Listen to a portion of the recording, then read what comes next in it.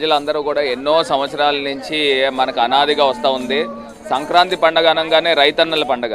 రైతన్నలందరికీ కూడా పంట చేతికి వచ్చి వాళ్ళ చేతిలో డబ్బులు ఉండే పరిస్థితులు, మరి ఎంతో ఘనంగా భోగి రోజున భోగభాగ్యాలు కలగాలి, సంక్రాంతి రోజు సుఖ సంతోషాలతో ఉండాలి, కనుమ పండుగ రోజున కనుల పండుగతో జరగాలని 3 రోజుల పండుగ మనము అందరం కూడా ఘనంగా జరుపుకుంటాము.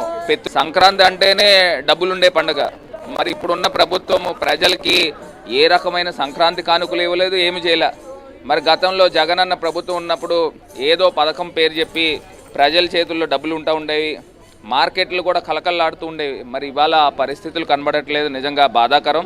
ఖచ్చితంగా సంక్రాంతి వెళ్ళిన తర్వాత జగనన్న మళ్ళీ ప్రజల్లోకి వస్తున్నారు. ప్రజల యొక్క బాగోగుల కష్టాలు తెలుసుకొని ఖచ్చితంగా ప్రజలకి మంచి జరగాలి.